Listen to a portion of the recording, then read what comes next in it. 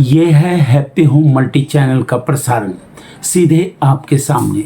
Focus Hindustan Mumbai news में आपका स्वागत है। मैं हूं माजिद सिद्दीकी।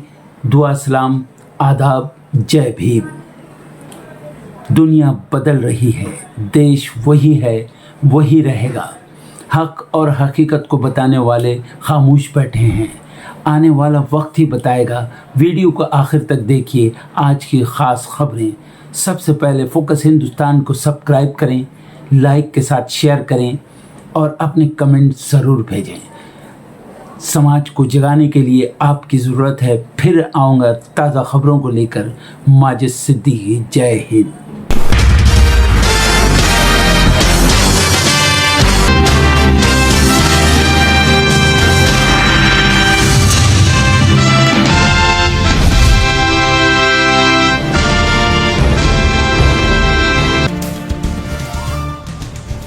एआई समिट विरोध प्रदर्शन मामले में एक्शन। यूथ कांग्रेस प्रमुख उदय भानु चिब को कोर्ट ने 4 दिन की पुलिस हिरासत में भेजा। दिल्ली पुलिस की क्राइम ब्रांच करेगी आगे की जांच। यूथ कांग्रेस अध्यक्ष उदय भानु चिब की गिरफ्तारी पर भड़की कांग्रेस। राहुल गांधी ने सरकार को बताया कायर, कहा सच की आवाज दबाना नामुमकिन।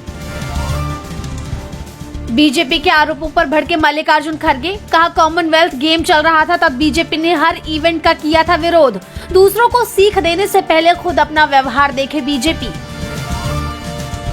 भोपाल में कांग्रेस का किसान सम्मेलन। मोदी सरकार के खिलाफ देशव्यापी आंदोलन का आगाज। मुहिम में शामिल होने भोपाल पहुंचे राहुल गांधी। शंकराचार्य के समर्थन में उतरी आरजेडी। शंकराचार्य अभिमुक्तेश्वरानंद पर एफआईआर को बताया शर्मनाक, कहा सत्ता का दुरुपयोग कर रही है बीजेपी। शाहजहांपुर के रमाशंकर दीक्षित का दावा, शंकराचार्य पर शारीरिक उत्पीड़न का झूठा आरोप लगाने के लिए दी गई धमकी और प्रलोभन। शंकराचार्य ने इसे बताया सोची समझी साजिश।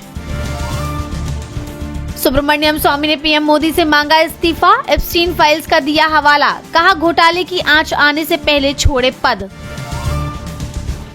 चुनाव आयोग की बड़ी बैठक। भारत मंडपम में होगी national round table conference. Voter eligibility और ईवीएम टेक्नोलॉजी पर होगा मंथन। केरल का नाम बदलकर केरलम करने की तैयारी। आज केंद्र कैबिनेट दे सकती है मंजूरी। विधानसभा पहले ही पारित कर चुकी है प्रस्ताव।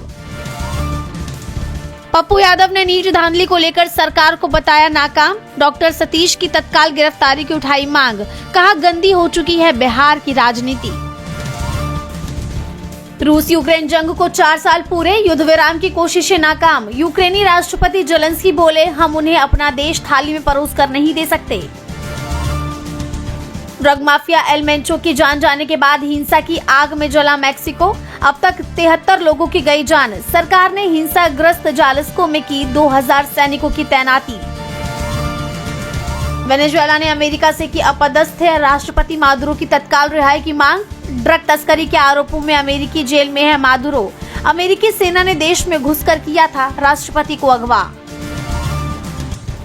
आज से ट्रंप के इमरजेंसी टैरिफ की वसूली बंद। समझौते से पीछे हटने वाले देशों को ट्रंप की धमकी, कहा गेम मत खेलो, ऊंचे टैरिफ लगाऊंगा। आयरन डोम कवच से लैस होगा भारत। इजराइल का बड़ा ऐलान। इजराइल के दौरे पर जा रहे हैं पीएम मोदी। ट्रंप सरकार के खिलाफ फेडेक्स कंपनी ने ठोका मुकदमा। टैरिफ के तहत वसूले गए पैसे सूद समेत वापस मांगे। टैरिफ पर अमेरिकी सुप्रीम कोर्ट के फैसले के बाद लिया एक्शन। पोस्ट ऑफिस पर है 38 करोड़ लोगों का भरोसा। जमा किए 22 लाख करोड़ रुपए। सुकन्या योजना में भी हुआ बड़ा निवेश। T20 वर्ल्ड कप में इंग्लैंड पाकिस्तान का मुकाबला आज। कैंडी के पल्ले के लिए स्टेडियम में आमने सामने आएंगी दोनों टीमें। शाम 7 बजे शुरू होगा मैच। कांतारा में बिक्री विवाद में फंसे रणवीर सिंह। कर्नाटक हाईकोर्ट पहुंचे एक्टर। कांतारा विवाद को लेकर प्राइवेट कंप्लेन और दर्ज एफआईआर रद्द करने की उठाई मांग। अमिताभ बच्चन ने शुरू की कल की 2 की शूटिंग। सेट पर पहुंचे कमल हासन। बिग बी ने सोशल मीडिया पर शेयर की तस्वीरें।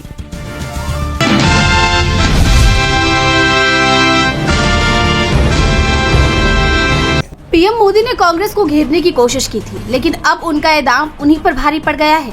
कांग्रेस सांसद राहुल गांधी ने पीएम मोदी की घेराबंदी कर दी है। राहुल ने आक्रामक रुख अपनाते हुए पीएम मोदी के उस बयान पर पलटवार किया है जिसमें उन्होंने कहा था कि कांग्रेस वाले पहले से ही नंगे हैं। तो फिर कपड़े उतारने की क्या जरूरत थी।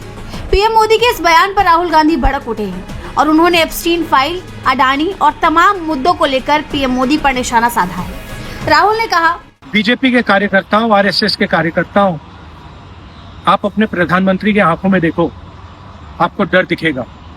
पार्लियामेंट में नहीं आ पाए और कारण नारावाने नहीं थे, कारण एप्स्टीन था, कारण अदानी पर केस था। नरेंद्र मोदी जी, अहिंसा और लोकतांत्रिक विरोध देश की बुनियाद है।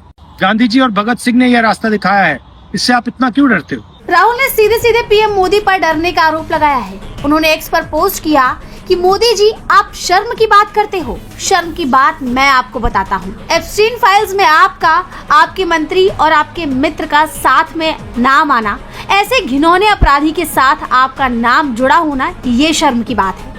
आपने अमेरिका के साथ जो ट्रेड डील की है, जिसमें आपने देश को बेच दिया, ये शर्म की बात है। हमारे देश का डेटा दे दिया, किसानों को खत्म कर दिया, टेक्सटाइल इंडस्ट्री बर्बाद कर दिया, ये शर्म की बात है। पूरा देश जानता है अडानी पर अमेरिका में चल रहे केस ने आपकी रातों की नींद उड़ा रखी है, क्योंकि वो बीजेपी और आपके फाइनेंशियल आर्किटेक्चर पर केस है। 14 महीनों से उस पर कोई कार्रवाई नहीं हुई, ये शर्म की बात है। राहुल ने निर्वणी की किताब को लेकर छिड़े विवाद की तरफ भी इशारा किया। उन्होंने तंज कसते हुए कहा, मोदी जी, जो आप अपने मित्रों के लिए अनिल अंबानी, अदानी और अपने लिए उचित समझते हो, वो आप करो। हम देश की रक्षा करते हैं, हम किसानों की रक्षा करते हैं, हम मजदूरों की रक्षा करते हैं, स्मॉल एंड मीडियम इंडस्ट्री की रक्षा करते हैं और देश की डेटा की रक्षा करते हैं। हम संविधान के लिए लड़ रहे हैं। कांग्रेस पार्टी के बब्बर शेरों, कार्यकर्ताओं, आपको डरना नहीं है, एक कदम पीछे हटना नहीं है। राहुल ने कांग्रेस के कार्यकर्ताओं को संदेश दिया कि आपको डरना नहीं है, एक कदम पीछे नहीं हटना है। यानी राहुल ने साफ कर दिया कि वो मोदी सरकार के खिलाफ मोर्चा खोले रखेंगे, जिससे ये तय है कि पीएम मोदी की परेशानी बढ़ने वाली है।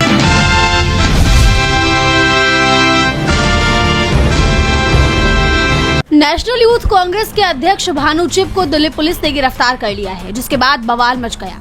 भानु चिप की गिरफ्तारी एआई इम्पैक्ट समिट में प्रदर्शन को लेकर की गई है। इस गिरफ्तारी के बाद सरकार और विपक्ष के बीच जारी टकराव और बढ़ गया। कांग्रेस ने इस गिरफ्तारी को तानाशाही बताते हुए एक्स पर पोस्ट किया कि दिल्ली पुलिस ने नेशनल यूथ कांग्रेस के राष्ट्रीय अध्यक्ष उदय भानु चिप को गिरफ्तार कर लिया है। ये गिरफ्तारी पूरी तरह से असंवैधानिक है, तानाशाह नरेंद्र मोदी की सनक का नतीजा है। देश के संविधान ने हर नागरिक को विरोध का अधिकार दिया है। नरेंद्र मोदी इस अधिकार को ही छीन लेना चाहते हैं। हम इन हथकंडों से डरने वाले नहीं हैं। हम जनता की आवाज उठाते रहेंगे, उनके लिए लड़ते रहेंगे। वहीं मामले ने उस वक्त तूल पकड़ लिया जब कांग्रेस नेता अलका लांबा को भानु से मिलने नहीं दिया गया। अलका लांबा का गुस्सा फूट पड़ा और उन्होंने मोदी शाह के खिलाफ मोर्चा खोल दिया। जिस तरह से युवा कांग्रेस के साथियों को उठा रहे, बताइए तो इससे पहले किस बलात्कारी आतंकी को आपने इस तरीके से उठाया? अगर उठाया होता तो देश के हालात हमारी बच्चियों के लिए आज ऐसे ना होते, आज ऐसे ना होते। कहीं ना कहीं देश की कानून व्यवस्था, संविधान, लोकतंत्र टॉप पे इसलिए यहाँ देश का हाल हो गया, आज तक इसलिए हाल हो गया। भाई साहब, डर निकल गया है हम कांग्रेसियों के मन से। क्या करेंगे आप? दिल्ली पुलिस ने चिप को कोर्ट में पेश किया है। पुलिस ने कोर्ट में चिप को मामले का मास्टरमाइंड बताया और 7 दिन की रिमांड मांगी। सुनवाई के बाद कोर्ट ने चिप की 4 दिन की पुलिस हिरासत को मंजूरी दे दी। जैसा आप जानते हैं कि नई दिल्ली के भारत मंडपम में आयोजित एआई इम्पैक्ट समिट के दौरान नेशनल यूथ कांग्रेस ने शर्टलेस होकर प्रदर्शन किया था, जिसे सरकार ने विदेशियों के आगे देश का अपमान बताया और प्रशासन ने कार्रवाई की। लेकिन इस मामले में भानु चिप की गिरफ्तारी ने बड़ा बवाल खड़ा कर दिया है, जो अब कहां जाकर थमता है, ये देखना होगा।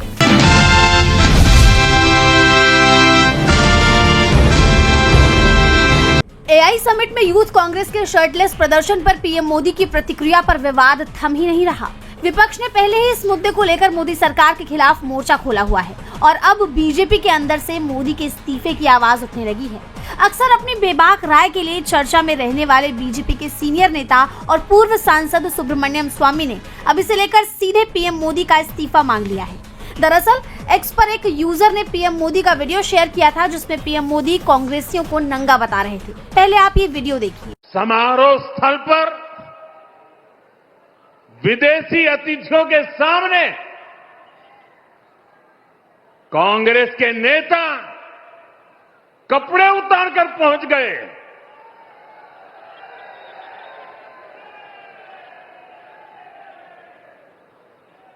मैं कांग्रेस वालों को पूछता हूं, देश तो जानता है आप पहले से ही नंगे हो, फिर कपड़े उतारने की जरूरत क्या पड़ी?